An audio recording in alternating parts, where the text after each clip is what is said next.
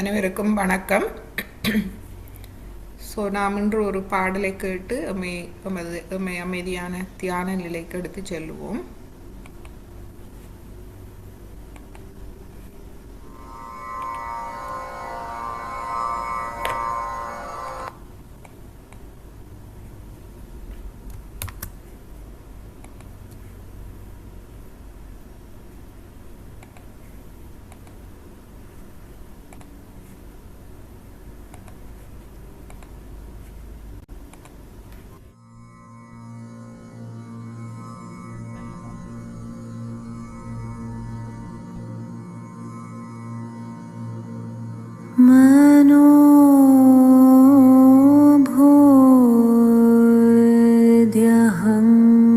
मनोभूद्यहङ्कार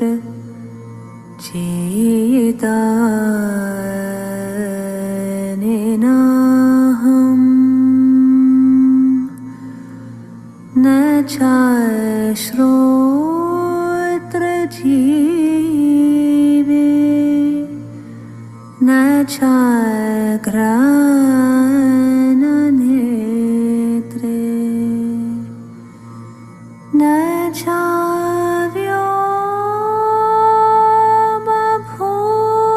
चाव्योमभूमिन तेजो न वायो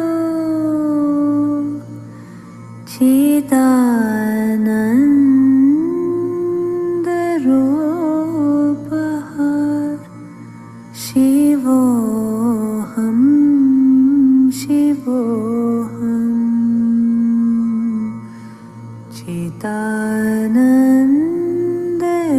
चिदानन्दरूपः शिवोऽहं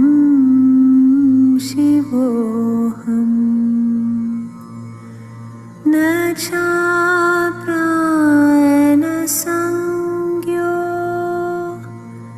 न वै पञ्चवायो न वै सप्तधातुर्न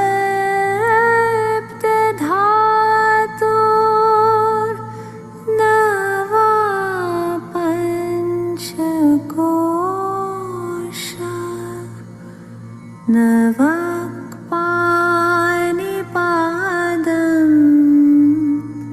न चोपस्थपायु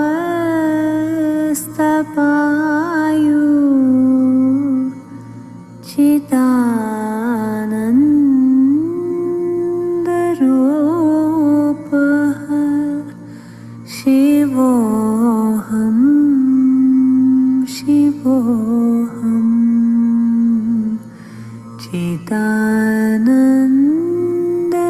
चिदानन्दरूपः शिवोऽहं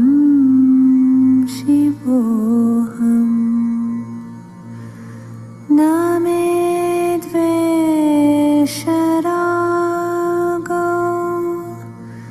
न मे लोभमोहो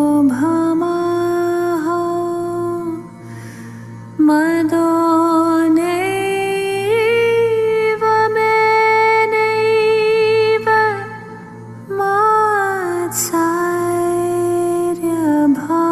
मात्सर्यभावः न धर्मो न चार्थो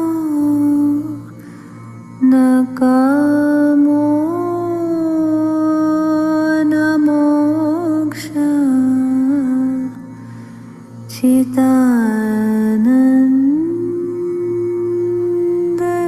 चिदानन्दरूपः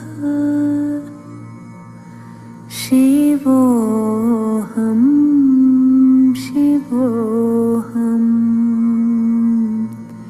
चिदानन्दरूपः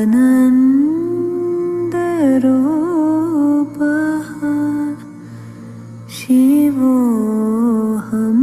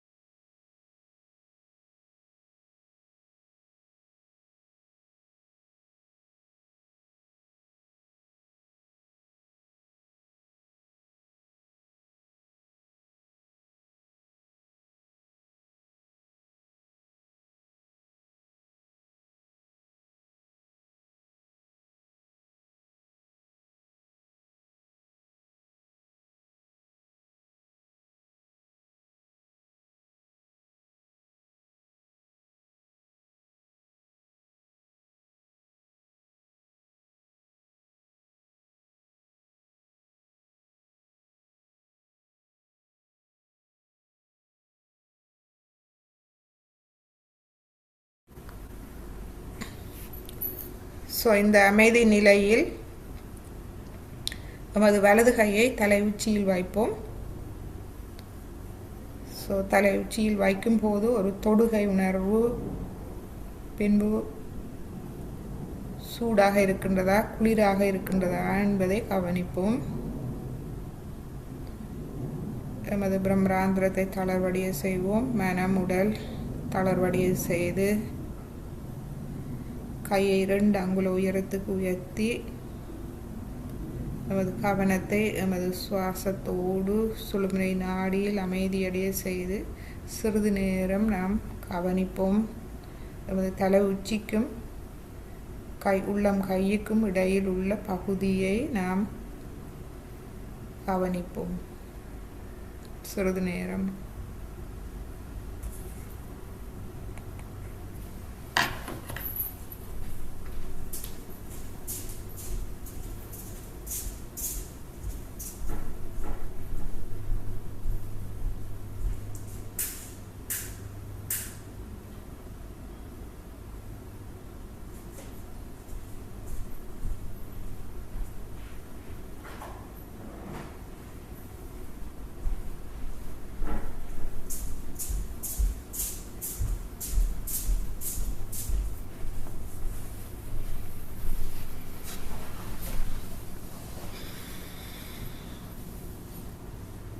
ஸோ பொறுமை,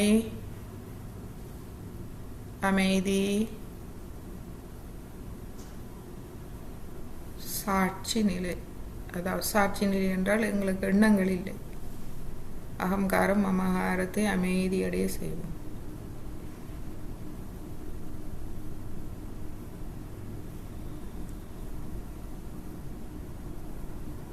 இதுவே உண்மையான தியான நிலை.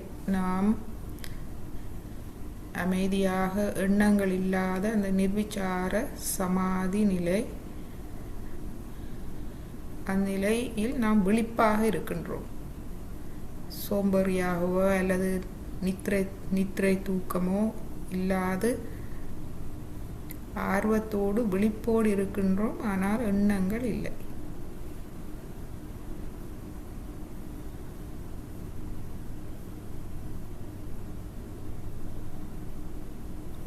இந்நிலையில் நமது 2 கைகளையும் அவதானிப்போம்.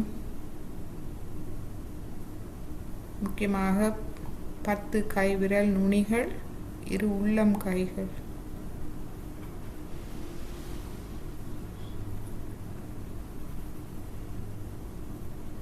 நமது பிரம்மராந்திரம் திறந்தால் கைகளில் நாம் குளிர்ச்சியை உணரலாம்.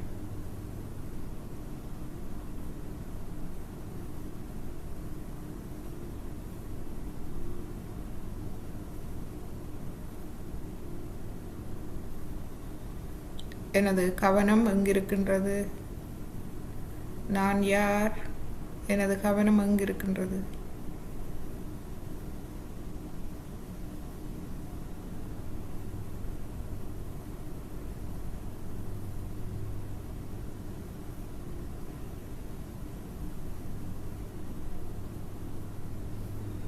எனது மனது அமைதியாக இருக்கின்றதா?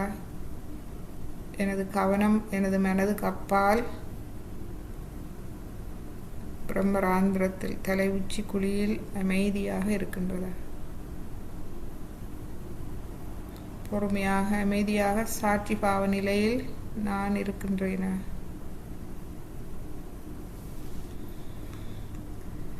அந்த தியான நிலையை குழப்புவது எது? மனதில் எழும் எண்ணங்களா அல்லது உடலில் வரும் உபாதைகளா?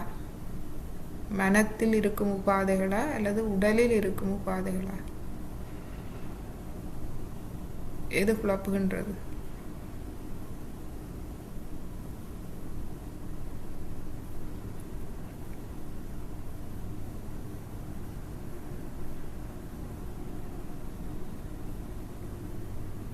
மனதில் இருக்கும் உபாதைகள், கவலைகள், பிரச்சனைகள், எமது அகங்காரம் மமகாரத்தால் வரும் எண்ணங்கள். இந்த எண்ணங்கள் பல வகையாக இருக்கலாம். பயம் தருபவை, கவலை தருபவை, எரிச்சல் தருபவை, கோபம் தருபவை, எதுவாக எந்த வகையைச் சேர்ந்ததாகவும் இருக்கலாம், அல்லது சந்தோஷம் தருபவை யாகவும் இருக்கலாம். எந்த வகையை சார்ந்தாலும் அவை எமது அகங்காரம் மமகாரத்தால் வரும் எண்ணங்கள் மட்டுமே.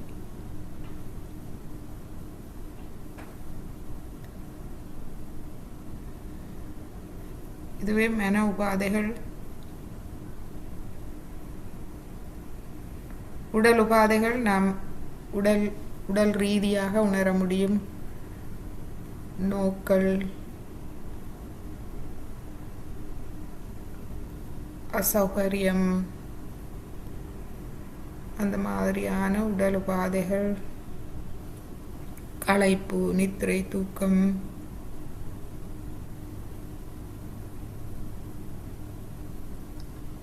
இவை எம்மை தியான நிலையில் இருந்து தடுக்கின்றது.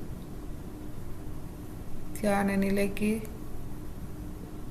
தடையாக இருக்கின்றது.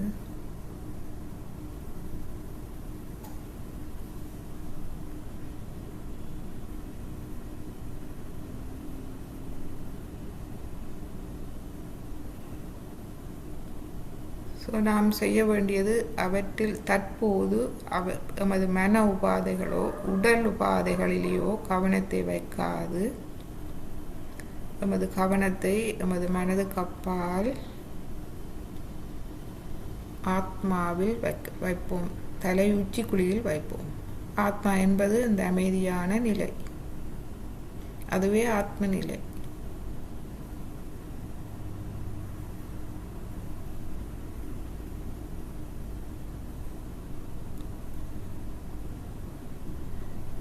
அதில் இருக்க வேண்டும் என்ற போக வேண்டும் என்ற அந்த தூய விருப்பம்.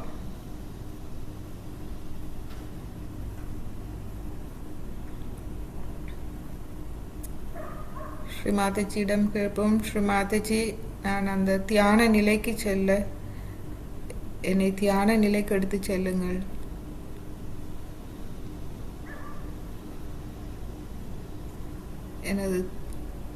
அதுவே எனது தூய விருப்பமாகும். அந்த அமைதி நிலைக்கு எடுத்து செல்லுங்கள், பாதுகாப்பான நிலைக்கு என்னை எடுத்து செல்லுங்கள்.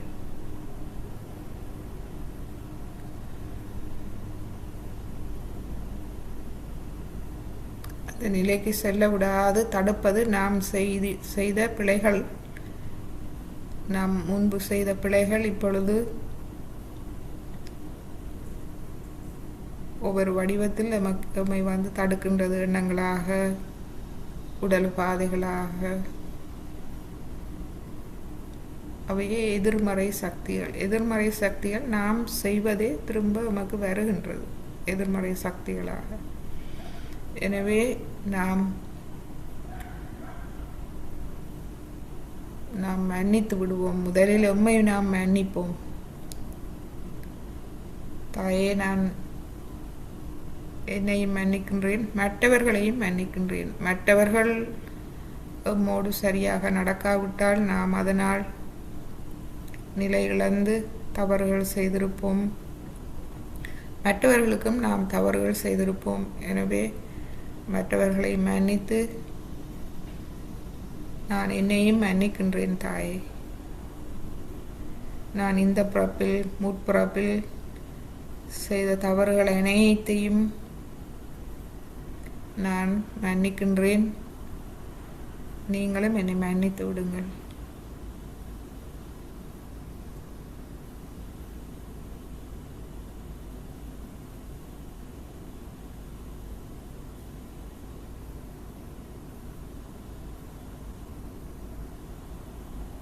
இப்பொழுது நான் அந்த தவறுகள் செய்யாது நான் முன்னேற விரும்புகின்றேன். ஆத்ம நிலைக்கு செல்ல விரும்புகின்றேன். அந்த உன்னதமான நிலை, பாதுகாப்பான நிலை, ஞானம் நிறைந்த நிலைக்கு நான் செல்ல விரும்புகின்றேன். எனவே என்னை முழுமையாக மன்னித்து எனது முக்கோண வடிவமான புனித எறும்பில் குண்டலினி தாயின் இருப்பை நான் உணரச் செய்யுங்கள்.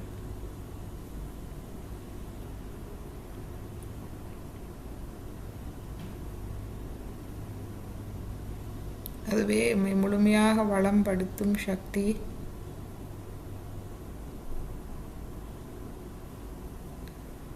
நாம் அந்த புனித எலும்பில் குளிர்ச்சியை உணர்கின்றோமா? ஸோ ஒவ்வொரு நாளும் தியானத்தில் நாம் அந்த குண்டலினி சக்தியின் இருப்பை நாம் உணர வேண்டும். குளிர்ச்சியாக வராவிட்டால் நாம் நமது தவறுகளுக்காக மன்னிப்பு கேட்டுக்கொள்வோம். ஸோ இவ்வாறு நாம் செய்யும்போது இனிமேல் நாம் தவறு செய்ய மாட்டோம். நாம் தவறுகள் பல செய்திருக்கலாம். நமது பெற்றோருக்கு எதிராக பெற்றோரின் சொற்களை கேளாமல் நடந்திருக்கலாம். பெற்றோருக்கு எதிராக,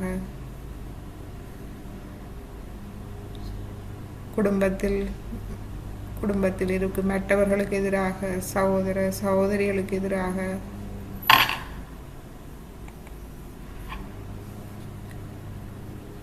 நமது அயலவர்கள், நாம் சந்தித்த அனைவரும், படிக்கும் போது நமது பாடசாலையில் ஆசிரியருக்கு எதிராக, சக தோழர்கள், சக சிநேகிதர்களுக்கு எதிராக, யாருக்கு எதிராகவும்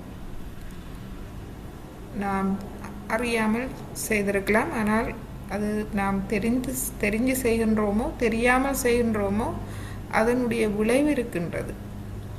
அந்த விளைவு எமது ஆழ் மனதில் பதியப்பட்டு நமக்கு இப்பொழுது எதிர்மறையாக வந்து நிற்கின்றது. எனவே அவற்றிலிருந்து விடுபடுவதற்கு ஒரே வழி அதை உணர்ந்து மன்னிப்பு. முதலில் நாம் உண்மை மன்னிக்க வேண்டும். ஏனென்றால் அதெல்லாம் அறியாமையால் நடந்தது. பிறகு நாம் மன்னிப்பு கேட்போம். எனவே நாம் இனிமேல் தவறு செய்ய மாட்டோம்.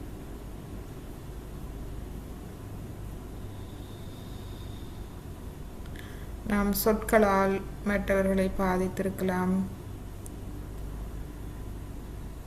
கடந்த பிறப்பு நமக்கு தெரியாது. அது ஸ்ரீ மாதாஜி சொல்கின்றார், கடந்த பிறப்பை பற்றி நாம் கவலைப்பட வேண்டியதில்லை. அந்த பிறப்பில் முழுவதும் மன்னிக்கப்பட்டு நாம் ஏதோ புண்ணியம் செய்தபடியால் தான் இந்த பிறப்பில் இந்த நிலைக்கு வந்திருக்கின்றோம்.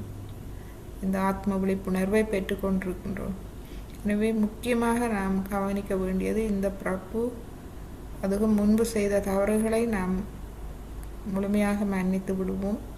இனிமேல் நாம் கவனமாக நடக்க வேண்டும். ஸோ மிக இலகுவான வழி நாம் செய்த தவறுகள் அனைத்துக்கும் மன்னிப்பு கேட்டு நமது தூய விருப்பத்தை நிலைநாட்டுவதே.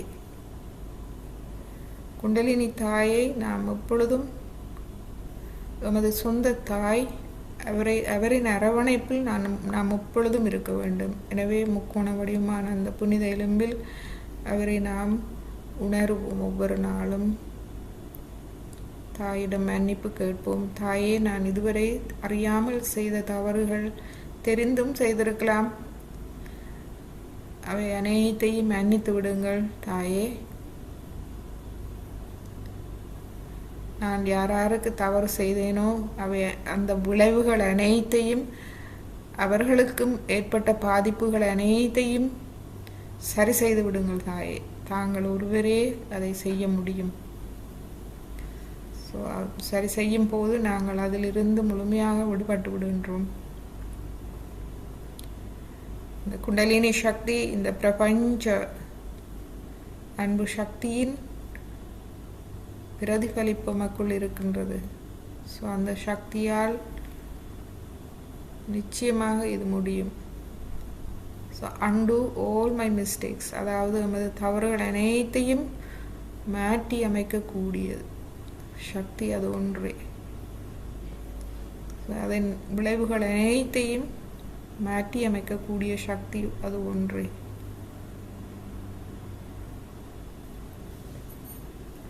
இதை நீங்கள் உணரலாம்.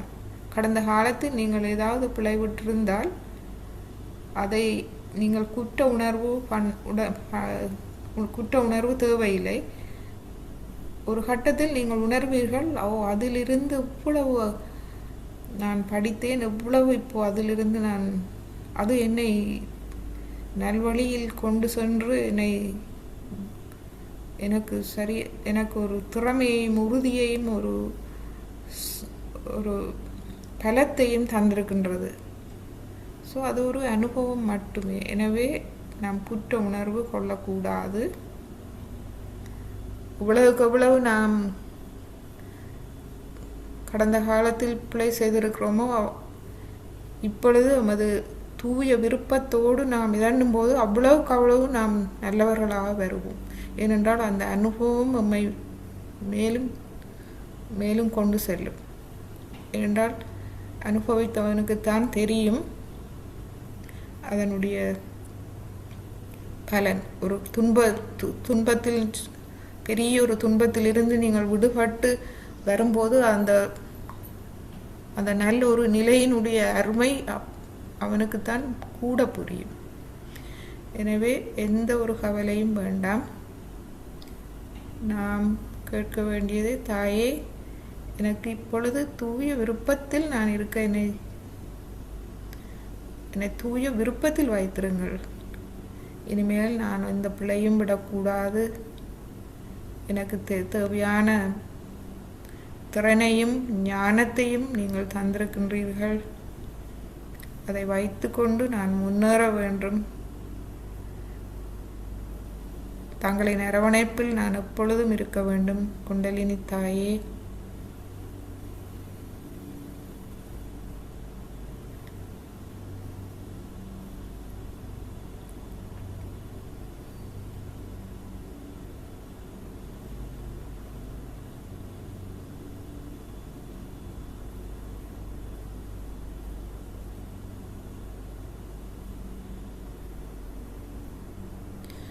இப்பொழுது குண்டலினி அன்னையை எழுப்பி கவசமிட்டு கொள்ளுவோம்.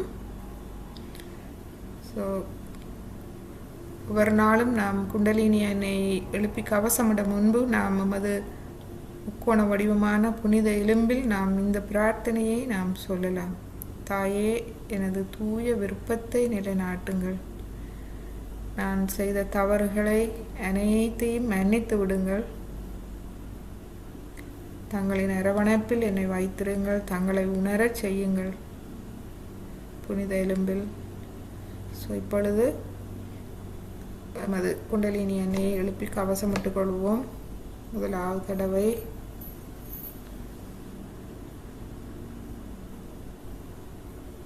கையை கீழே கொண்டு வருவோம். இரண்டாவது தடவை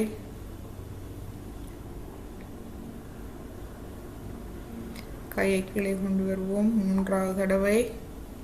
இப்பொழுது நாம் 3 முடித்துக்கள் போட்டுக்கொள்வோம். 1, கையை நன்றாக உயர்த்தி ஏழுமான அளவு கொண்டு சென்று முடிச்சை போடுங்க. 1, 2, 3. இப்பொழுது 10 விரல்களையும் ஆகாயத்தை நோக்கி வைப்போம்.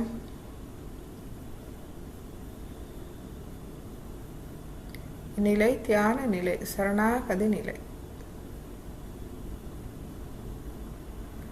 இப்பொழுது மெதுவாக கைகளை கீழே கொண்டு வருவோம். இப்பொழுது கவசம் எடுத்துக்கொள்வோம். நமக்கு பாதுகாப்பு, மூலாதாரம், சுவாதிஷ்டானம், நாபி, பவசாகரம், இருதயம், विशुद्धि, आज्ञा, सहस्रार. இரு கைகளையும் கூப்பி ஸ்ரீ மாதாஜி வணங்கி, நாம் ஸ்ரீ மாதாஜி வணங்கும் போது நமது ஆத்மாவுக்கு தலை வணங்குகின்றோம். ஆத்மாவின் அனைத்து நற்பண்புகளுக்கும் நாம் தலை வணங்குகின்றோம். நமது ஆத்ம விழிப்புணர்வுக்கு தலை வணங்குகின்றோம். இந்த ஆத்ம நிலை, தியான நிலை, சரணாகதி நிலைக்கு தலை வணங்குகின்றோம். இந்நிலை ஞானம் நிறைந்த பாதுகாப்பான நிலை. நமது தூய விருப்பத்துக்கு தலை வணங்குகின்றோம். அந்நிலையில் இருக்கவே நாம் விரும்புகின்றோம். அந்த ஞானம் நிறைந்த பாதுகாப்பான நிலையில்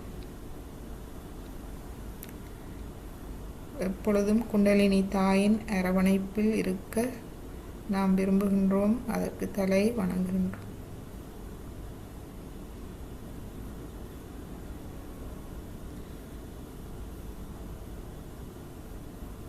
இப்பொழுது நாம் இன்று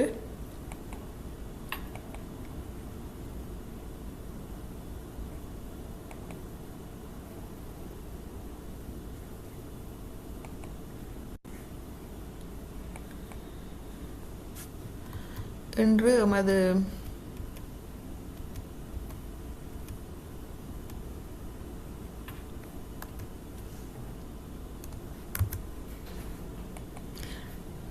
இந்த தியானத்தை தடுக்கும் 3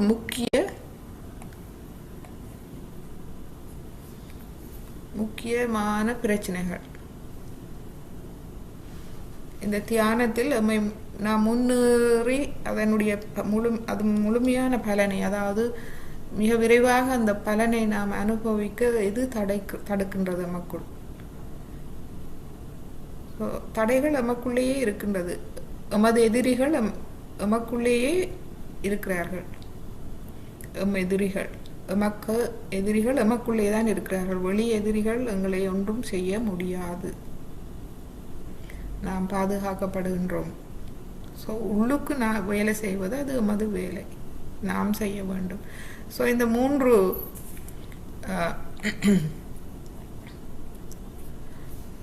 எமது இந்த தியானத்துக்கு தடையாக இருக்கும் இந்த 3 தடைகள், முக்கியமான தடைகள் எமது 3 நாடிகளிலும் இருக்கின்றது. ஒன்று இடது நாடியில் இருந்து எமது பாதிப்பை தருகின்றது, இன்னொன்று வலது நாடியில் இருந்து பாதிப்பை தருகின்றது, மற்றொன்று நடுநாடியிலும் எமது சுழுமுனை நாடியிலும் எம்மை முன்னேற விடாது தடுக்கும் எமக்குள்ளேயே இருக்கும் எதிரிகள் யார் என்று நாம் பார்ப்போம் என்று. ஸோ அதே நேரம் நாம் இந்த எதிரிகளை கண்டு விளக்குவதன் மூலம் எமது இடது வலது நாடியை சமநிலைப்படுத்தி நடுநாடிக்கு சென்று நடுநாடியையும் நாம் தூய்மைப்படுத்தி தியான நிலைக்கு செல்லும் முறையை இன்று நாம் பார்ப்போம்.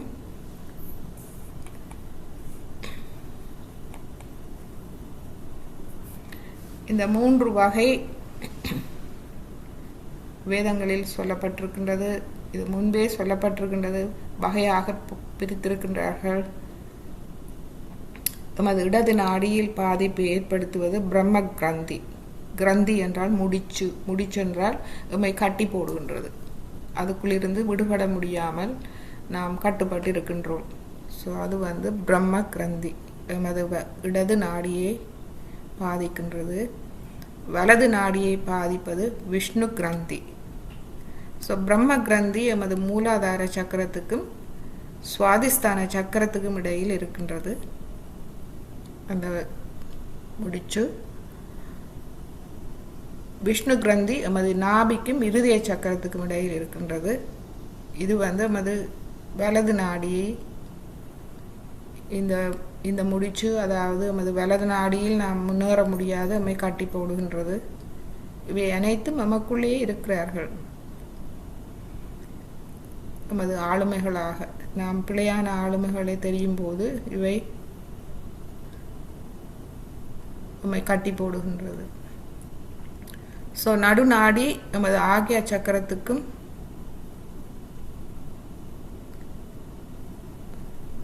விஷுதி சக்கரம், ஆக்யா சக்கரம், சஹஸ்ரார சக்கரம் இந்த பகுதியில் முக்கியமாக இருக்கின்றது. ஸோ ஆக்யா சக்கரத்துக்கும் சஹஸ்ராரத்துக்கும் இடையில் இந்த முடிச்சிருக்கின்றது. விஷுதி சக்கரத்தின் ஒரு பகுதியும் அங்கு வருகின்றது. ஸோ இது ருத்ர கிரந்தி என்று சொல்லப்படும். ருத்ர கிரந்தி இந்த முடிச்சு. ஸோ இவற்றை நாம் என்னென்று பார்ப்போம். ஸோ இப்பொழுது இடது நாடியை பாதிப்பது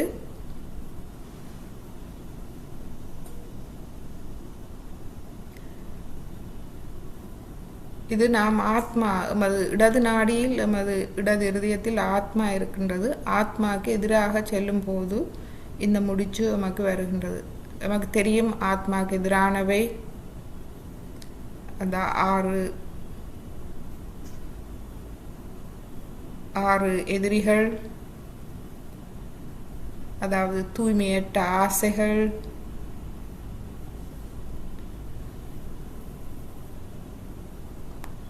குரோதம் வந்து முதலாவது தூய்மையற்ற ஆசைகள், குரோதம், கோபம். மூன்றாவது பொருள், அதாவது பணம், பொருள் என்று அவற்றில் கூடுதலாக ஈடுபடுவது. நான்காவது பந்தம், பாசம் என்று அவற்றுக்குள் பிணைப்பட்டிருப்பது, உண்மையை காணாது அதற்குள் மூடத்தனமாக பிணைப்பட்டிருப்பது. ஐந்தாவது பொறாமை. ஆறாவது தற்பெருமை, தலைக்கணம் என்று சொல்லுவார்கள். இவை ஆத்மாவுக்கு எதிரானவை. இவை வருவதற்கு காரணம் நாம் ஆத்மாவை விட்டு விலகி உலக வாழ்வில் சிக்கிக் கொள்கின்றோம். உலக வாழ்வு என்றால் நமக்கு தெரியும், இந்த ஆத்மா விழிப்புணர்வு வர முன்பு எமது முக்கிய நோக்கம் படித்து பணம் சம்பாதித்து வீடு கட்டி பிள்ளைகளை இதண்டி, அதுதான் ஒரு நோக்கம். அதுக்கு வெளியில் நமக்கு தெரியாது. நாம் வளரும்போது அதுவே எமக்கு பெற்றோர்கள், எமது சமுதாயம் எமக்கு கற்றுத்தந்த பாடம்.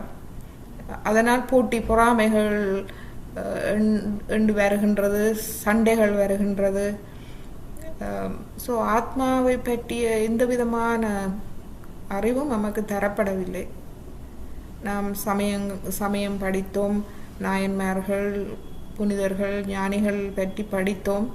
ஆனால் அவையெல்லாம் நமக்கு வெகு தூரம். நாம் அந்த நிலைக்கு போக முடியாது, அணுக முடியாது என்ற ஒரு உண்மையை அறியாத ஒரு நிலையில் நாம் இருந்தோம்.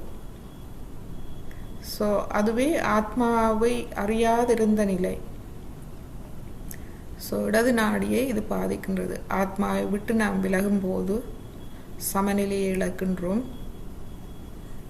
ஸோ இதற்கு நாம் இந்த உலக மாயை, பொருள் முதல் வாதம், அதாவது உலக மாயை, பணம், பொருள், பண்டம், உறவுகள் என்று இந்த கட்டுப்பாடுகளை நாம் கொண்டு வரும்போது அங்கு சமநிலையை நாம் இழக்கின்றோம், பிரச்சனைகள் வருகின்றது. ஸோ எனவே நாம் அதை முறியடிக்க நமது கவனத்தை ஆத்மாவின் மீது வைக்க வேண்டும், உலக விஷயங்களில் அல்ல.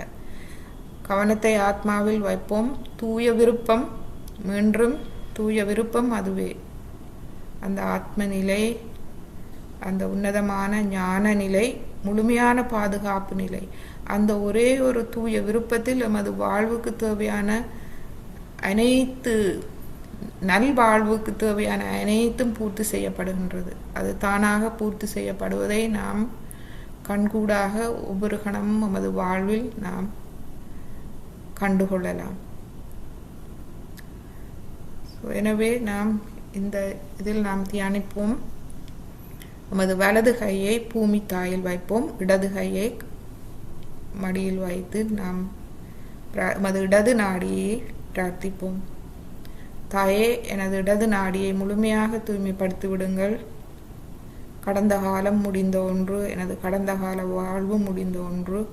இப்பொழுது நான் ஒரு தூய ஆத்மா. நான் எனது கவனத்தை முழுமையாக எனது தூய ஆத்மாவில் வைக்கும் அந்த தூய விருப்பத்தை எனக்குள் நிலைநாட்டுங்கள் தாயே. இச்சா சக்தி, எமது இடது நாடியில் இச்சா சக்தியாக குண்டலினி சக்தி தாய் இருக்கின்றார். அந்த விருப்பத்தை எனக்கு பலப்படுத்துங்கள் தாயே.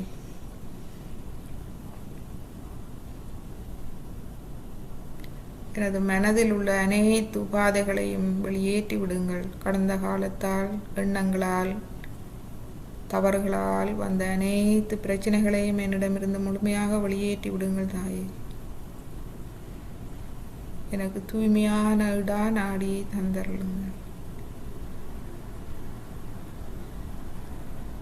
எனது இடது கருவி நரம்பு தொகுதி எந்தவித சிக்கலுமின்றி இயங்க எனக்கு அருள் தாருங்கள் தாய்.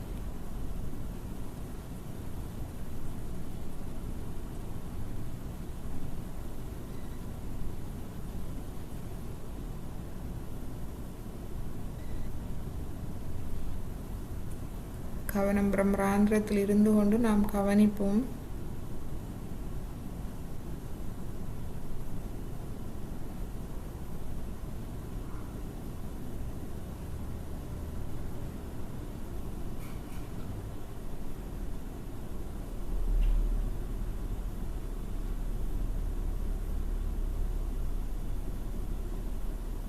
இதுவே எமது இடது நாடி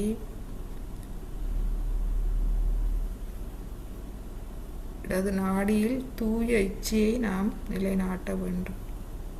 தூய விருப்பம், ஆத்மாவின் மீது கவனம்.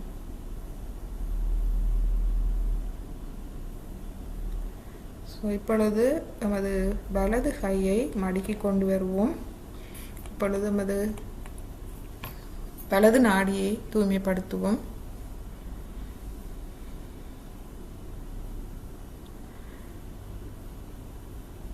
வலது நாடியில் ஏற்படும் முடிச்சு வலது நாடியை பாதிக்கும் அந்த பிரச்சனைகள், எமக்குள் இருக்கும் அந்த பிரச்சனைகள், அவற்றை நாம் வெளியேற்ற வேண்டும். அது அகங்காரம். நான் தனித்தவன் என்று நாம் எமக்கு மேல் ஒரு சக்தி இருப்பதை நாம் முழுமையாக மறந்து விடுகின்றோம். நாம் ஆத்ம விழிப்புணர்வுக்கு முன்பு அதவையே நாம் கற்றுக்கொண்டோம். நாம் படிக்க வேண்டும், வேலை செய்ய வேண்டும், உழைக்க வேண்டும், சாதிக்க வேண்டும்.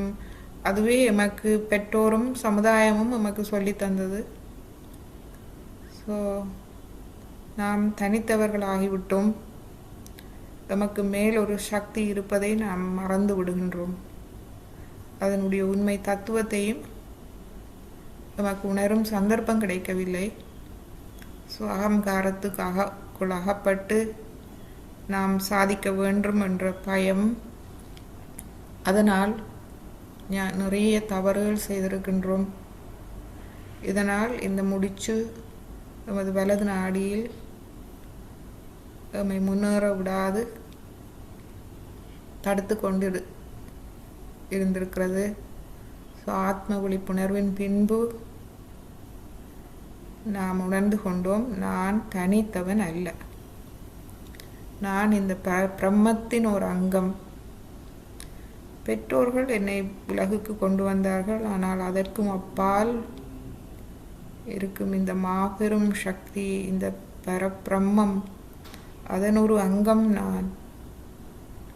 தனித்தவன் அல்ல. அதுவே என்னை முழுமையாக கவனித்துக் கொள்கின்றது. மறந்துவிட்டால் என்னை கவனிக்காது. மீண்டும் நாம் இணைப்பை ஏற்படுத்தி கொள்ளும் போது நம்மை முழுமையாக கவனித்துக் கொள்கின்றது. இந்த அகங்காரத்தில் இருந்து விடுபடுவதற்கு ஒரே ஒரு வழி, எம்மால் இந்த அகங்காரத்தை அகற்ற முடியாது. ஏனென்றால் இந்த அகங்காரம் நாம் செய்த தவறுகளால் எமக்கு ஏற்பட்டது. நமது தவறுகளை மன்னித்து நம்மை விடுவிக்க வல்லது இறை சக்தி மட்டுமே. அந்த சக்தியால் மட்டுமே நம்மை இந்த தவறுகளில் இருந்து நம்மை விடுவித்து, நமது அகங்காரத்தில் இருந்து நம்மை விடுவித்து, நம்மை ஆத்ம நிலைக்கு எடுத்து செல்ல முடியும். எனவே வலது நாடி முழுமையான இறை நம்பிக்கை, இடது நாடி தன் நம்பிக்கை, வலது நாடி முழுமையாக இறை நம்பிக்கை. நாம் முதலில் நம்மை மதிக்க வேண்டும் மற்றும் உண்மையை உணர்ந்து நாம் சரணாகதி அடைய வேண்டும். சரணாகதி, வலது நாடி சரணாகதி. சரணாகதி என்றால் அந்த தியான நிலை. ஸோ தியான நிலையில் நம்மை முழுமையாக வெளிப்படுத்தி நாம் மன்னிப்பு கேட்போம். தாயே, நான் இதுவரை செய்த தவறுகள், அதனால் ஏற்பட்ட விளைவுகள் அனைத்தையும் மன்னித்து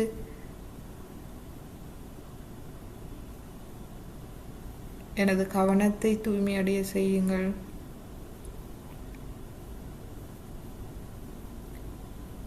எனது எண்ணங்கள் செயல்களை தூய்மையடைய செய்யுங்கள். எனது அகங்காரம் மமகாரத்தை அமைதியடைய செய்யுங்கள். என்னை முழுமையாக தங்கள் ஞானத்தால் வழிநடத்துங்கள். நான் சரணாகதி அடைகின்றேன். தங்கள் ஞானத்துக்கு முழுமையாக சரணாகதி அடைகின்றேன். கடவுள், அந்த தூய ஞானம், கடவுளின் ஞானம் மட்டுமே எம்மை அகங்காரத்திலிருந்து விடுவிக்க முடியும். ஸோ இந்த சரணாகதி நிலை, தியான நிலைக்கு நாம் செல்லுவோம். இடது கையை ஆகாயத்தில் வைப்போம். வலது கையை மடியில் திறந்து வைத்து இங்கு பிரார்த்திப்போம். தாயே,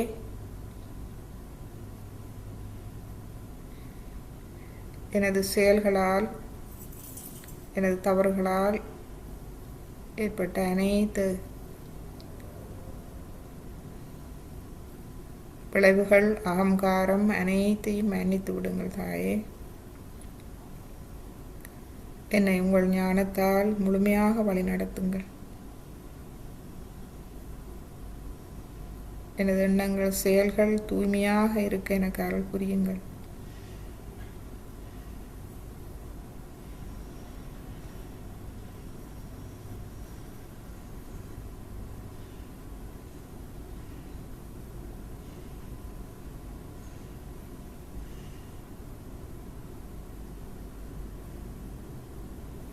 நான் ஒன்றும் செய்வதில்லை, அனைத்தும் தெய்வீகமே செய்கின்றது.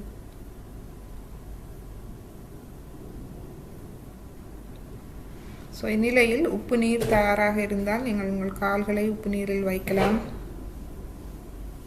நமது வலது நாடி உப்பு நீர்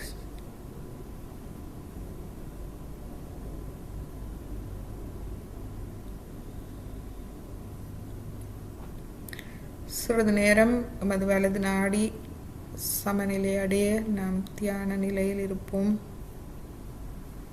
கவனிப்போம், பொறுமையாக அமைதியாக கவனிப்போம்.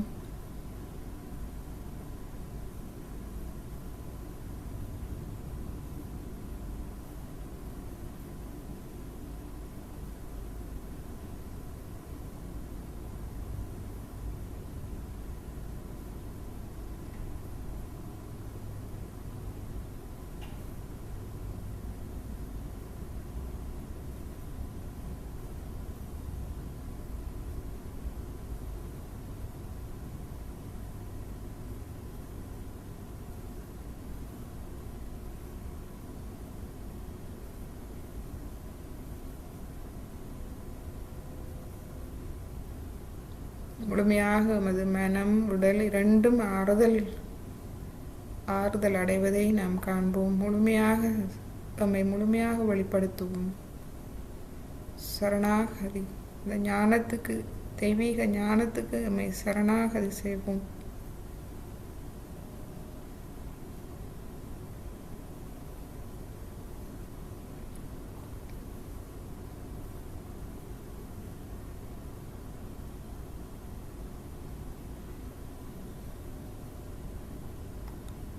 இப்பொழுது நமது இடது கையை நாம் அடுக்கி கொண்டு வருவோம்.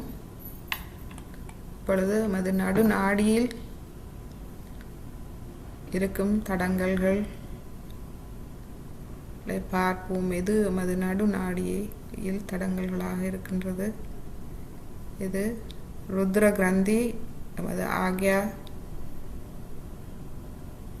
விஷுதி மற்றும் ஆக்யா சந்திக்கும் அந்த ஓரா, அந்த இடத்தில் இருக்கின்றது. அது ஆக்யா சக்கரத்துக்கு சற்று மேல் வருகின்றது.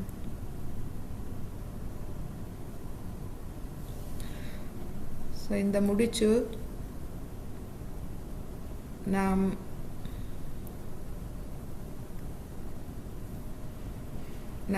வாழ்க்கையில் மன அமைதியை தேடி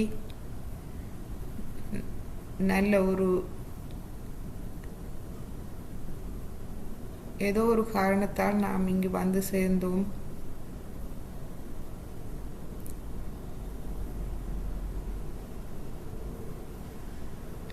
ஆனால் நாம் வந்து சேர்ந்த பின்பு எம்மை உண்மையாகவும் நேர்மையாகவும் இருக்க விடாது சிலது தடுக்கின்றது. இன்னமும் அந்த பழைய வாழ்வு எமது ஆழ் மனதில் ஒட்டி கொண்டிருக்கின்றது எமக்கு தெரியாமலே. ஸோ இந்த தேடுதலில் நாம் உண்மையாகவும் நேர்மையாகவும் இருக்க தடையாக இருக்கின்றது எமக்கு தெரியாமலே. என்றால் பழகிவிட்டோம், சிலவற்றை பழகிவிட்டோம், விட முடியவில்லை, அதிலிருந்து விடுபட முடியவில்லை, எதிர்க்க முடியவில்லை சிலவற்றை.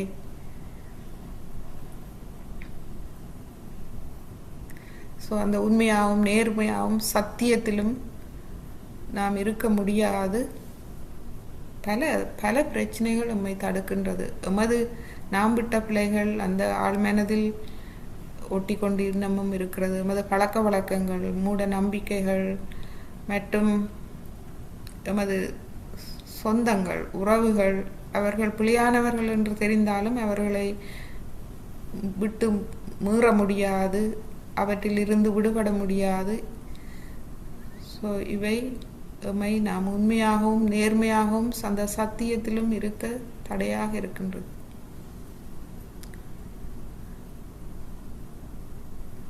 ஸோ நாம் ஸ்ரீ மாதாஜியை கேட்போம். தாயே, எனது குண்டலினி தாயை பலப்படுத்தி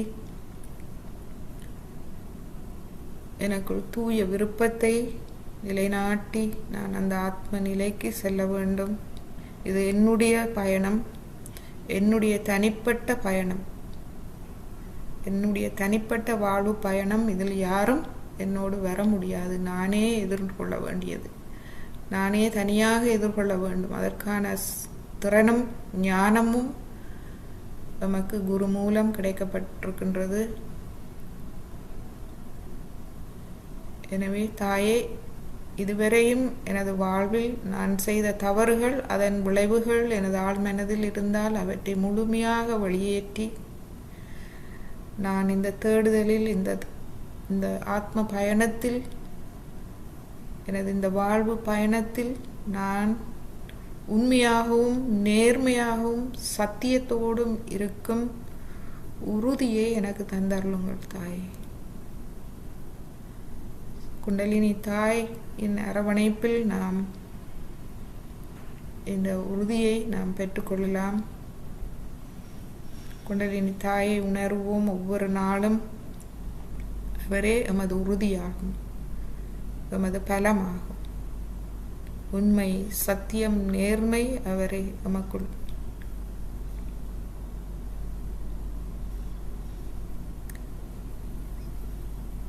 நமது கவனமெல்லாம் ஆத்மாவில் இருக்க வேண்டும். உலக விடயங்கள், முட்டாள்தனமான விடயங்களை முழுமையாக நாம் தவிர்த்து விட வேண்டும். இது நாம் உமக்கு உள்ளுக்குள் செய்யும் தவமாகும்.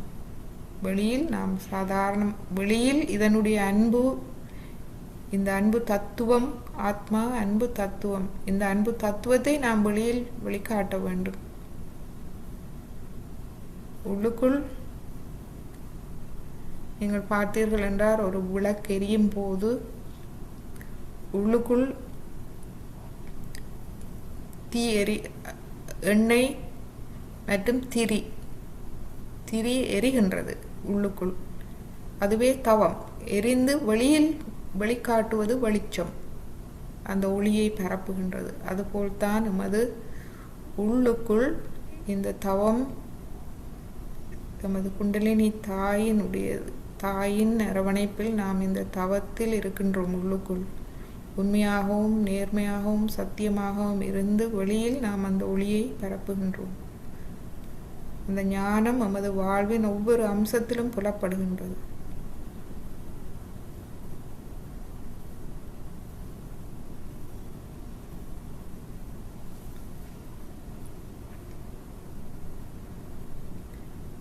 ஸோ இந்த அற்புதமான இந்த எளிமையான ஞானத்தை எமக்கு தந்த குரு,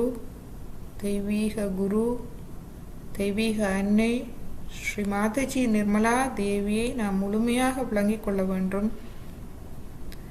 அந்த அன்னையினுடைய அர்ப்பணிப்பு, மனித குலத்துக்கு அவருடைய அர்ப்பணிப்பு, யோசித்து பாருங்கள். நாம் ஒவ்வொருவரும் தனித்தனியாக அவரால் வழிநடத்தப்படுகின்றோம். அந்த தூய தெய்வீக சக்தி, அவருடைய பவர், அவருடைய அன்பு சக்தி எம்மை வழிநடத்துகின்றது. எமக்கு தேவையான ஞானத்தை ஒவ்வொரு நாளும் தருகின்றது. எம்மை பலப்படுத்துகின்றது, தூய்மைப்படுத்துகின்றது, எமது மனதை தெளிவுபடுத்துகின்றது, எம்மை ஒரு நல்ல வாழ்வு பயணத்தில் எம்மை வழிகாட்டி எடுத்து செல்கின்றது. ஸோ இந்நிலையில் எமது அன்னை, தெய்வீக குரு ஸ்ரீ மாதாஜி நிர்மலா தேவி அவர்களை வணங்கி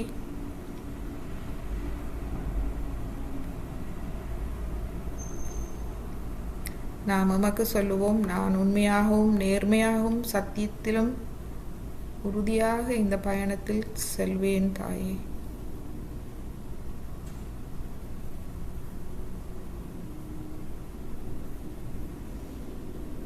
முழுமையான பணிவோடு நாம் இந்த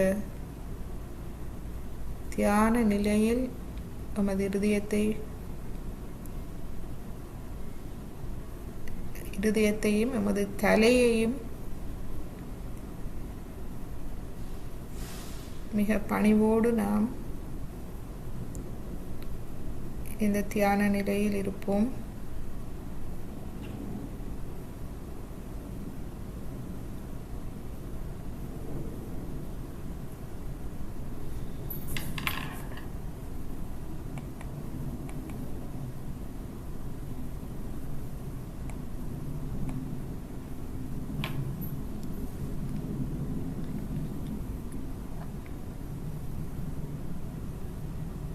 ஸோ இந்நிலையில் நாம் ஸ்ரீ மாதாஜிக்கு நன்றி சொல்லுவோம். ஸ்ரீ மாதாஜி, உங்கள் அருளால் நான் தூய ஆத்மாவின் மீது கவனத்தை செலுத்தும் அதிர்ஷ்டத்தை பெற்றிருக்கின்றேன்.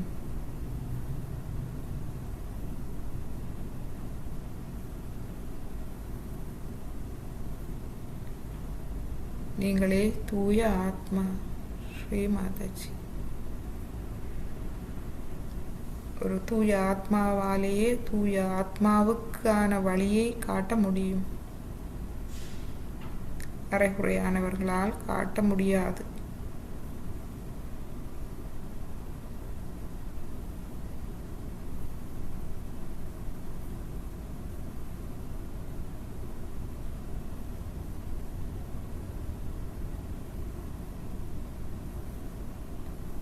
இந்த சாயோகா தியானம், இதன் வழிகள், ஸ்ரீ மாதாஜியின் வழிகாட்டல் அனைத்தையும் நாம் எமக்குள்ளேயே நாம் நிரூபித்து கொள்ள வேண்டும். அந்த நிரூபணம் இருந்தால் எமது இருதயம் முழுமையாக அதை ஏற்றுக்கொள்ளும். அங்கு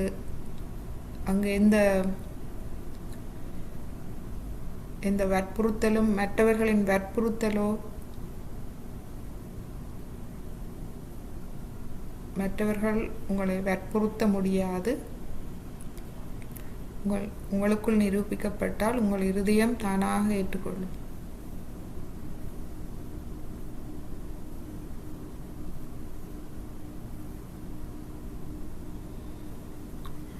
இப்பொழுது உங்கள் இரு கைகளையும் அவதானியுங்கள்.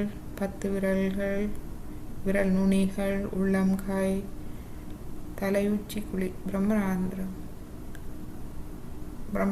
மட்டுமல்ல, அதற்கு கீழ் சுழுமுனை நாடி வழியாக எமது சிரசுக்குள் சுழுமுனை நாடி வழியாக மூலாதார சக்கரம் வரை எம்மை சூழ ஒரு குளிர்ச்சியை நாம் உணர முடிகின்றதா என்று கவனியுங்கள்.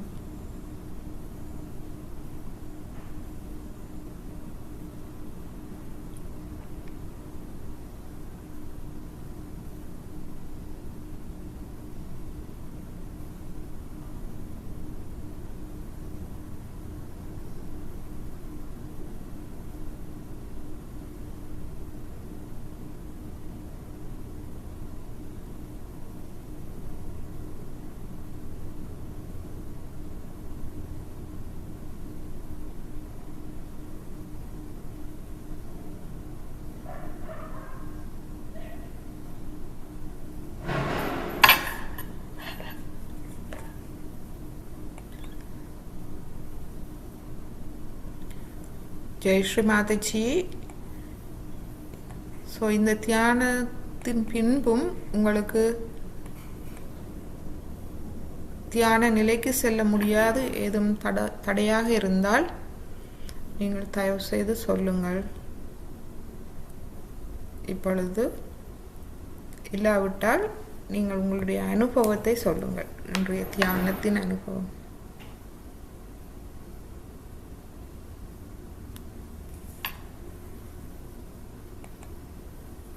ஒவ்வொருவரும் தயவு செய்து சொல்லுங்கள்.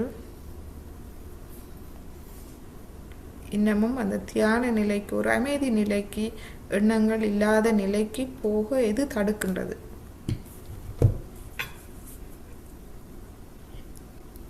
அல்லது உங்களுக்கு இன்று இந்த தியானத்தில் தியான நிலைக்கு செல்ல முடிந்தால்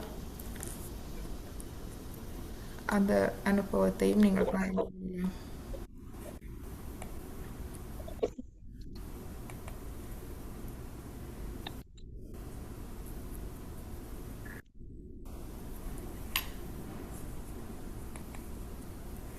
சொல்லுங்க. தன் நம்பிக்கை வேண்டும், பயப்பட ஒன்றுமில்லை. வணக்கம் ஸ்ரீ மாதாஜி. வணக்கம். சொல்லுங்க. எனக்கு உண்மையா டக்கண்டும் இந்த தியான நிலைக்கு வரக்கூடிய நிலையில இருக்குது.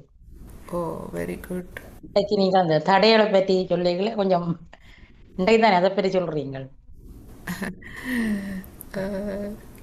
அந்த அதுக்கு நாங்கள் போறதுக்கு ஒரு தடை இருக்குமெண்டு இன்றைக்கு ஒரு புது வகுப்பு தொடங்கினபடியால் அதுல ஒரு அதுல கொஞ்சம் கடை வேண்டி வரும். மற்றும்படி எனக்கு டக்கண்டு தியான நிலைக்கு போகக்கூடியதா இருந்தது இவ்வளவு காலம்.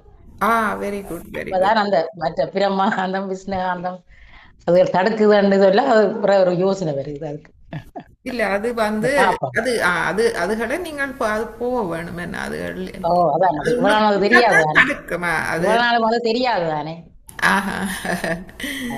எனக்கு புதுசா இருந்துச்சு. அது நான் சொன்னேன் தான். இப்ப வந்து முதல்ல எனக்கு அது தெரியாதா. ஓகே, அது கொஞ்சம் கொஞ்சம் கூட வரும். தெரிஞ்சா நல்லா நேரங்கள்ல வந்து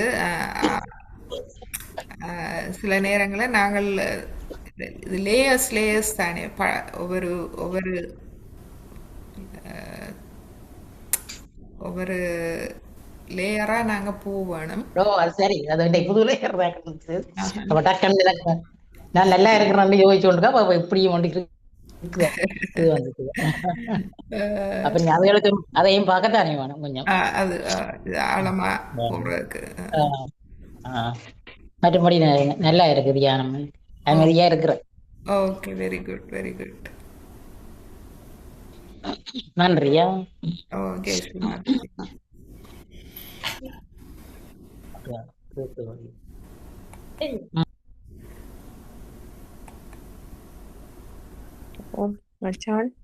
சொல்லுங்க. ஓகேதா.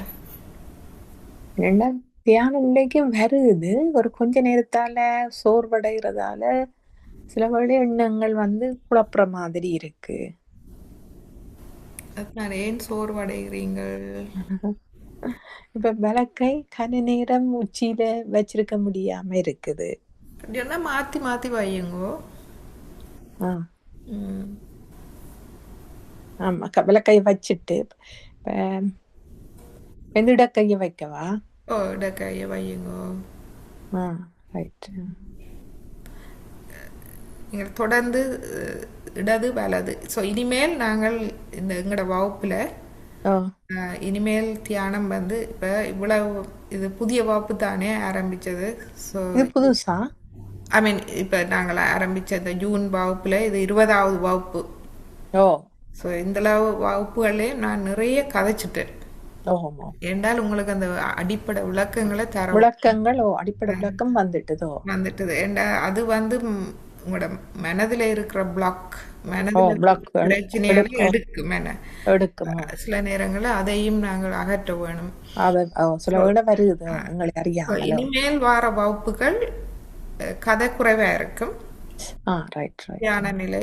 தியான நிலை இடது வலது சமநிலை செய்துட்டு நடு நாடியையும் சமநிலை செய்துட்டு தியான நிலைக்கு போகிறது தான்.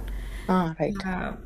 மற்றது கூட கூட வந்து இடது நாடி வலது நாடியை சுத்தம் செய்யறதுக்கு சில நேரங்களில் நாங்கள் வந்து இப்போ உறுதிமொழிகள் பாவித்தோம். இனி சில மந்திரங்களை நாங்கள் மந்திரம் என்றால் மீண்டும் இந்த உறுதிமொழிகள் சமஸ்கிருதத்தில். ஏண்டா இந்த நமது சூட்ச்ம சரீரம் வந்து சமஸ்கிருத மொழிக்கு கூட உணர்கிறனுடையது. என்னன்னு சொன்னால் குண்டலினி தாய் ஒவ்வொரு சக்கரங்கள் ஊடாகவும் செல்லும் போது ஒலி ஒரு மெல்லிய ஒரு சத்தத்தை எழுப்புவா. அந்த சத்தங்கள் தான் சமஸ்கிருதத்தின் எழுத்துக்கள் மெய். சரிகமப்பா அதான் இல்ல, அது வந்து மியூசிக் சங்கீதம். ஓஹோ. ஒவ்வொரு ஒவ்வொரு சத்தங்கள் அந்த இதழ்கள் இருக்குதானே இதழ்கள். அப்ப அதை முன்பு அந்த முனிவர்கள் ஞானிகள் அவைகள் அதை கேட்டுத்தான் அதன் மூலம்தான் இந்த சமஸ்கிருத மொழி வந்தது. அதனுடைய ஆல்பபெட்ஸ் சமஸ்கிருதத்தின் எழுத்துக்கள் ஒளி வடிவமாக வந்தது. அப்ப அந்த சமஸ்கிருதத்துல சொல்லும் போது அந்த சக்கரங்களுக்கு அந்த அந்த சவுண்ட் அந்த சமஸ்கிருத ஒலியல் வந்து கூட வேலை செய்யும், சுத்திகரிக்கும், வலுவூட்டப்படுது எங்களோட சக்கரங்கள் வந்து. அப்ப அதுல இருக்கிற எங்களுடைய ஒலி எங்களுடைய எதிர்மறையான எண்ணங்கள் எங்களுக்கு எதிர்மறையான எண்ணங்கள் நிறைய இருக்கு. அதுகளை எடுக்க அதுதான் எங்களோட இடது நாடி வலது நாடியை தூய்மைப்படுத்துறது. அவற்றை தூய்மைப்படுத்தி கொண்டு போனால் எங்களுடைய சரீரம் கிளீனா வருமோ. இப்ப என்னன்னா அந்த குண்டலினி தாயே இந்த குண்டலினி சக்தியை வலுப்படுத்தி எனது சக்கரங்களுக்கு ஒளியூட்டி தாருங்கன்னு எனக்கு இந்த உடம்புல வேர்க்குது. ஏன் அந்த நிலையில அந்த நேரத்துலயா வேர்வை அது வந்து அது உங்களுக்கு ஹீட் இருக்கு, உடம்புல நிறைய ஹீட் இருக்கு. அப்ப அதை வெளியேற்றுது. Right right. ஸோ அந்த வேர்வை அந்த ஹீட்டுகள் அதில் எல்லாம் அதை அப்படியே பார்த்து கொண்டிருங்க. அப்படியே அதை பயப்பட வேண்டாம். இது நடக்குதுன்னு பயப்பட வேண்டாம். அது நடக்க விடுங்க. அப்படியே நடக்க விட அது அப்படி வேத்தி தாண்டி உங்களோட உடம்ப குளிர்ச்சியாக்கும். சுகமா இருக்கு, உடம்பு லேசா இருக்கு. லேசா இருக்கு. அதான் அப்ப ஞாபக ஹீட். அப்ப அதான் அதுக்குத்தான் நான் சொல்றேன், ஏன் ஒரு நாளும் நாங்கள் தியானம் ஒரு நாள் இருக்கிறோம் தியானம் நல்லா தியானிக்க முடியுது, அப்புறம் அடுத்த நாள் திரும்ப ஏன்னு சொன்னேன். இந்த 3 முடிச்சுக்கள்ல நாங்க ஈடுபடுறோம். முதலாவது முடிச்சு எமது இடது நாடியில எமது ஆத்மாக்கு எதிரா போறோம். என்ன ஆத்மாக்கு எதிரான இந்த 6 எதிரிகள் தெரியும். உலக வாழ்க்கையில அந்த மாயைகள், பொருள், பணம், பண்டம், உறவுகள், அது இதுண்டு அது அந்த நல்ல அதுகளுக்குள்ள நாங்கள் பிணப்பட்டுட்டோம்டா நாங்களும் தவறுகள் செய்யக்கூடிய நிலைக்கு போறோம். என்ன அப்ப அதுல இருந்து விடுபட வேணும். அது எங்களோட ஆத்மாவில கவனம் இருக்க வேணும், தூய விருப்பம் இருக்க வேணும். அப்ப ஏன்னு சொன்னா இதுதான் எங்களோட கடந்த காலம் அந்த கட்டுப்பாடுகள், நாங்கள் செய்த தவறுகள், அதுகளிலிருந்து விடுபட முடியாம இருக்கின்றோம். அது 2வது வந்து நமது ஆணவத்தை நாங்க இதன்றோம். ஏனென்றா எங்களுக்கு இப்படி தெரியாது, என்ன ஒரு தடவை சொல்லித்தரையில இப்படியோ கடவுள்னு சும்மா இதண்டதுதான் அதன் விளக்கம் எங்களுக்கு தெரியல. வாங்கல என்ன நான் படிக்கணும், நான் விதண்டோணும், உலக இதுகளுக்குள்ள ஈடுபட்டு பயப்பட்டு சண்டைகள், சச்சரவுகள், ஆணவம், அகங்காரம் எல்லாம் போய் அப்ப எங்களோட வலது நாடி அகங்காரம் இது. அப்ப அந்த பாதிப்புகளை இப்ப என்ன செய்யணும்டா நான் அது அந்த எங்களோட கர்மாக்கள் அந்த அதுகளை எடுக்க வல்லது கடவுள் சக்தி மட்டும்தான். என்ன நாங்கள் மட்டும்தான். ஓ, செய்ததுக்கு செய்தது முடிஞ்சது திரும்பி போக முடியுமா? முடியாது. ஓ, முடியாது. ஆனா ஓ, அதன் விளைவுகளை எடுத்து அதை ஓ, எடுத்து எங்களை காப்பாற்றக்கூடிய ஒரே சக்தி இந்த தெய்வீக சக்தி தான். தெய்வீக சக்தி. ஓ, ஸோ அப்போ இப்படி நாங்கள் இதை நீங்கள் தியானிச்சு கொண்டு வரையில இனிமே நீங்கள் பிளவிட மாட்டீங்க. ஓ, ஏன்னா உங்களுக்கு தெரியும் இனி பிளவிட்டா இது எல்லாம் கர்மா கூட போகுது. ஓ, அது தானா வரும் எங்களுக்கு. ஓ, இயற்கையா வரும். ஓ, எனக்கு இது அது பிளவிட வேண்டாம், மாட்டோம். அதுகள் வேண்டாம். ஏன்னா இந்த நாங்கள் அந்த தியான நிலை அந்த ஒரு அந்த அமைதி நிலை அது ஒரு சுகமா இருக்கு எங்களுக்கு. என்ன ஓ, சுகமா இருக்குது. ஓ, சுகமா இருக்கு எங்களுக்கு. வாழ்க்கையில நல்லது நடக்குது, நல்லது ஓ, நடக்க ஆரம்பிக்குது. அப்ப ஓ, அந்த நிலையை நாங்கள் இழக்க விரும்ப மாட்டோம். விரும்ப மாட்டோம். ஓ, அப்ப ஓ, அந்த அப்ப அது என்ன காட்டுதுன்னா எங்களோட தூய விருப்பம் ஸ்ட்ராங்கா வந்து கொண்டிருக்கு. ரைட் அப்ப ரைட். எங்களோட தூய விருப்பம் ஸ்ட்ராங்கா வருதுன்னா எங்களோட குண்டலினி சக்தி ஸ்ட்ராங்கா வந்து கொண்டிருக்கு. ஓ, அதுதான் அதன் அர்த்தம். ஓ, பிறகு நாடி நாடியிலே நான் கேட்கணும், தாயே இதுதான் எனக்கு வேணும், நான் நேர்மையா இருக்கணும், உண்மையா இருக்கணும், சத்தியத்துல இருக்கணும், எது நடந்தாலும். அப்படி இருந்தால் முழுமையான அப்ப அந்த தியானத்துல நாங்கள் கூட இம்ப்ரூவ் ஆகும். எங்களோட வாழ்க்கையில முன்னேற்றங்கள் நிறைய நாம் காண ஆரம்பிப்போம். வந்து கொண்டிருக்குமோ. என்னண்டா மச்சான், நாங்கள் இப்ப இந்த நாடி மாதிரி உண்மை நேர்மை சத்தியத்தை தான் கூட இப்ப விரும்புது மனம். ஆனா அந்த வெளிச்சூழல் சில வேளை ஒரு இந்த கண் பார்வையினால வெளிச்சூழல் சில வேளை எங்களுக்கு பிடிக்காத செயல்கள் உண்டு. அது இந்த நடுநாடியே பாதிச்சு அந்த பெந்து இடது நாடி பழைய இதுகளை கொண்டு வருது. அதான் அது என்ன சொல்லுங்க, அது என்னண்டா நீங்கள் வந்து பொறுமை, அமைதி, சாட்சி பாவ நிலை. சாட்சி பாவ நிலை என்றா எதிர்வினை புரியக்கூடாது. ஓ, ஒன்று நீங்க அறியணும், இந்த பிரபஞ்ச சக்திக்கு மேலே ஒரு சக்தியும் இல்லை. அந்த பிரபஞ்ச சக்தியே இந்த நடக்கிறதுல பார்த்து கொண்டிருக்குதுண்டா நான் சின்ன ஒரு ஆள் இதை பார்த்து என்ன செய்யறது?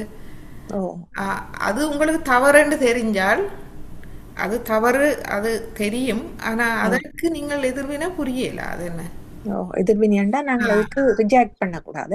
நீங்கள் அதுக்கு எதிர்வினை புரியக்கூடாது. ஓ இது கோபம் வரலாம், அக்கிரமம் நடக்க கோபம் வரலாம். ஆனா நீங்கள் எதையும் வெறுக்க கூடாது. ஒண்டி ஞாபகம் வச்சிருக்கணும், எனக்கு மேலே ஒரு சக்தி இருக்குது, அது எல்லாம் பார்த்து கொள்ளும்.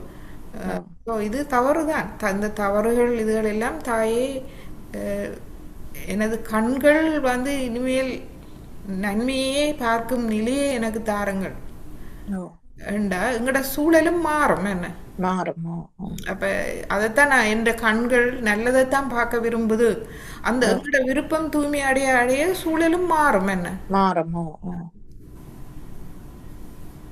நாங்கள் கோபம் காட்டலாம், ஆனா வெறுக்க கூடாதுதான் முக்கியமே. இப்ப இத்தாலியில வந்து ஒரு கபெல்லா, உங்களுக்கு தெரியுமோ தெரியா அந்த இடம்? தெரியுமா கபெல்லாண்டு ஒரு இடம்? எதற்கு கிட்ட மச்சான்? இத்தாலியில மிலான் ஏர்போர்ட்ல இருந்து ஒரு மணித்தியாலம் வரும். சோ கபெல்லாண்டு அது ஒரு பள்ளத்தாக்கு, மேல ஆறுகள் நிறைஞ்ச ஒரு பள்ளத்தாக்கு. ஸோ அந்த அதுல ஒரு பழைய காலத்து கேசல் கோட்டை உண்டு, ஒரு பெரிய கோட்டை உண்டு. அந்த கோட்டை வந்து இப்ப பாலடைஞ்சு ஒரு தரம் அங்க போறே இல்லை. அப்ப அந்த வேலி அந்த பள்ளத்தாக்குல வந்து ஆக்களை யாருன்னு சொன்னா இந்த ட்ரக்ஸ் டீலர்ஸ்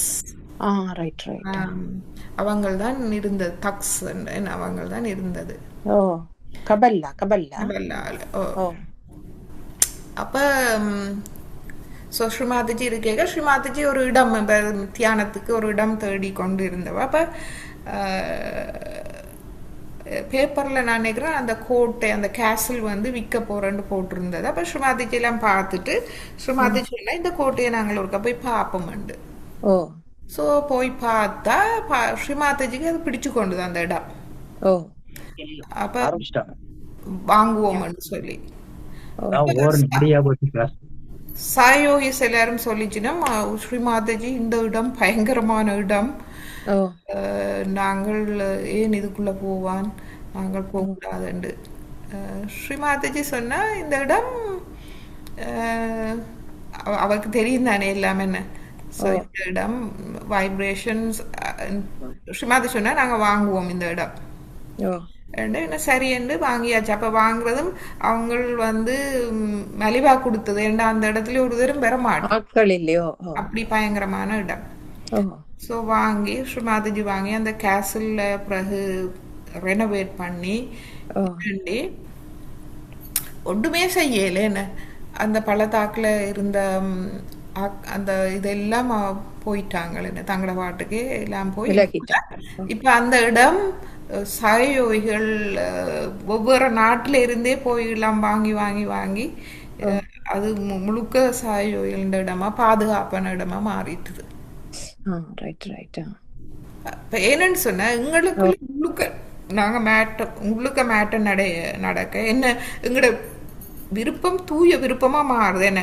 நான் கேட்கறது கூட நல்லதைத்தான் கேட்க விரும்புறேன், பார்க்கறது நல்லதைத்தான் பார்க்க விரும்புறேன். ரெண்டு வரைக்குள்ள எங்களோட சூழலும் அது எங்க உள்ள மாற அது மாறும். ஏன்னு சொன்னா நாங்கள் தனியே இல்லையே என்ன. இந்த பிரபஞ்ச சக்தி எங்களை கவனிக்குது. அப்ப எங்களோட தூய விருப்பங்களை நிறைவேற்றுது. எங்களை அறியாமலே எங்களுக்கு வரைக்க இப்ப கண்ணாலே உண்ட பாக்க ஐயோ இது எனக்கு பார்க்க விருப்பம் இல்லையேன்னு எங்களுக்குள்ள வருது என்ன அந்த இது. அது என்னத்தை காட்டுதுன்னா எங்களோட தூய விருப்பம் என்ன, இது ஒன்றும் எனக்கு பார்க்க விருப்பம் இல்லை, நல்லதுதான் பார்க்க வேணும். சோ அப்படி நாங்கள் கூட கூட கூட மாறும், நிலைமை மாறும். நல்லதே நடக்கும். என்ன கொஞ்சம் மாறுதலாக நடக்கும், பொறுமையாக இருக்க வேணும். பொறுமை எங்களுக்குள்ள நாங்கள் தியானம் முக்கியம். ஒவ்வொரு நாளும் 10 நிமிஷம் காலை 10 நிமிஷம், பிறகு வாழ்க்கையில அடுத்தது அது அதை கொண்டு வர வேணும் என்ன, கொண்டு வர வேணும் தொடர்ச்சி. அத தியானம் என்ன ஒரு பிராக்டிஸ் என்ன, பிராக்டிஸ் பண்ணி அந்த எண்ணங்கள் இல்லாத அந்த தூய்மையான நிலை பெற வேணும். தியான நிலை என்ன அந்த சரணாகதி முழுமையா சரணாகதி செய்ய வேணும் என்ன இந்த பிரபஞ்ச சக்திக்கு. இப்ப இந்த கை காலுகள் எல்லாம் மூளை சொல்றபடி நடக்காம நான் நினைச்சபடிதான் நடப்பேன்னு சொல்லி இந்த கை ஒரு பக்கமும் இந்த கை ஒரு பக்கம் இந்த கால் ஒரு பக்கம் இந்த கால் ஒரு பக்கம் இங்க நாங்க போவோம். அப்படி இல்லாம இந்த கை கால்கள் எல்லாம் இந்த உடலின் ஒரு பாகம், நான் இந்த உடலின் ஒரு பாகம், மூளைதான் எல்லாத்தையும் கட்டுப்படுத்துது. அப்ப இந்த மூளையின் கட்டுப்பாட்டுக்கு இணைஞ்சு இயங்க வலிக்கிட்டால் ஒரு ஒற்றுமையும் ஒரு இயக்கம் நல்லா போகும் என்ன. அதேதான் நாம் இந்த பிரபஞ்சத்தின் இந்த பரபிரம்மத்தின் ஒரு அங்கம். ஒவ்வொரு தரம் எங்களுடைய ஆணவத்தால நான் அப்படி செய்வேன் இப்படி செய்வேன் போகாம அந்த பிரபஞ்சத்தின் கட்டுப்பாடு சரணாகதியில அந்த ஞானத்தால வழி நடத்தப்படைக்கல எல்லாம் ஸ்மூதா போகும் என்ன.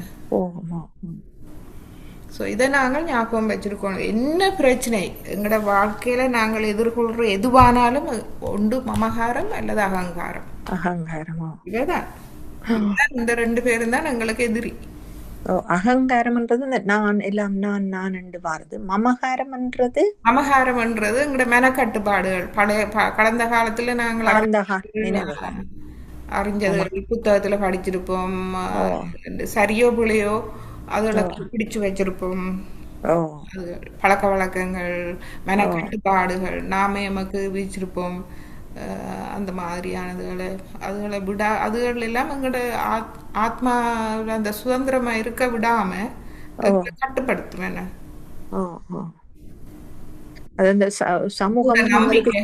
மூட நம்பிக்கைகள் தவறான எண்ணங்கள், ஆத்மாக்கு எதிரான செயல்கள் எல்லாம் மமகாரம். அகங்காரம் நான் தான் எல்லாம் செய்வேன் அப்படியா. அந்த அகங்காரம் என்ன, அகங்காரம் கடவுள் தொடர்பில்லை, மறந்துட்டோம். மறந்த உடனே நாங்கள் எங்கட கையில எடுக்கிறோம், எங்கட பாட்டுக்கு எங்கட எண்ணத்துல நடக்க வலிக்கிறோம்.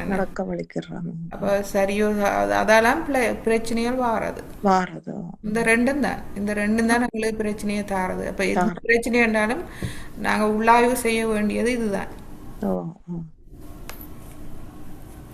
எது அப்போ உள்ளாய்வு செய்து சில நேரங்களில் சரியான அறிவை பெறுறதற்கு ஓ சரணாகதி ஒன்றுதான்.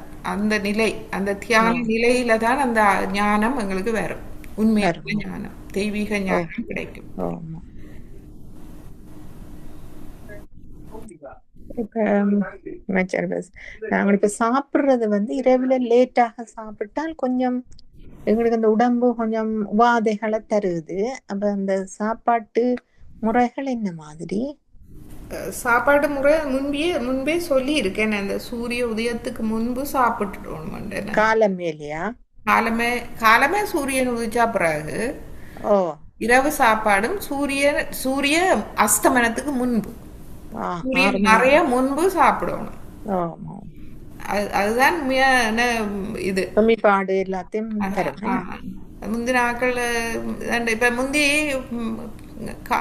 மனுஷர்கள் காட்டுல வாழைக்குல என்ன லைட் இல்லை, எலக்ட்ரிசிட்டி இல்லை, ஒன்றும் இல்லை. அப்ப காலமே எழும்பினோடனே சாப்பிடுவினோம். பிறகு இரவு சூரியன் இருக்கையே எல்லாம் முடிச்சுட்டு பிறகு இரவு படுக்க போயிடும். விலங்குகளும் அப்படித்தானே. ஓ ஆனா நாங்கள் இப்ப என்ன செய்ய எங்கட எல்லாம் சிஸ்டத்தை குழப்பி வச்சிருக்கிறோம். குழப்பி ஏன் வச்சிருக்கோம். குழப்பினாங்க? பணம், பொருள், ஆசை.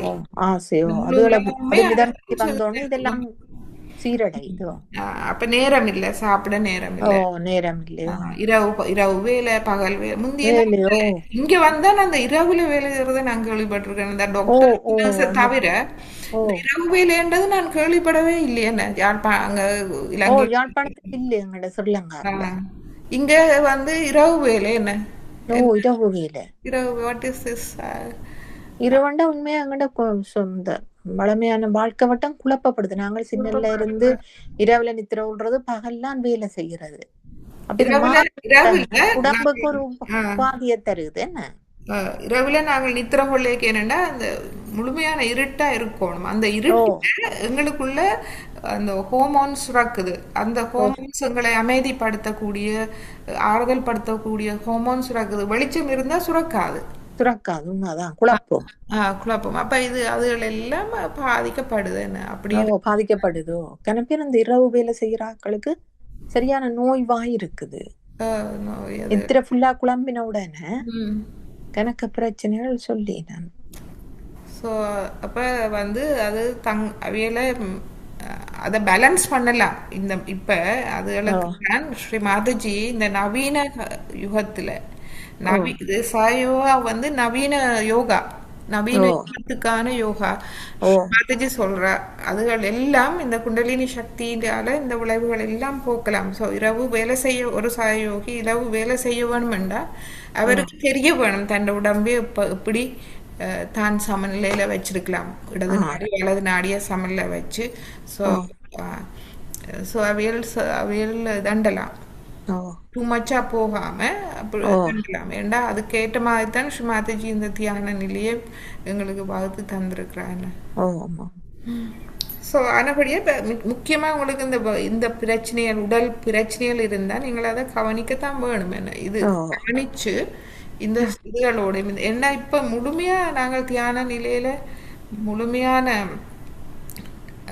இன்னும் நாங்கள் வளர்ந்து கொண்டிருக்கிறோம். என்ன அப்போ உடலையும் நாங்கள் உடல் ரீதியாகவும் கவனிக்க வேணும், சாப்பாடுகளை கவனிக்க வேணும். ஹெல்த்தியான சாப்பாடு மிக முக்கியம்.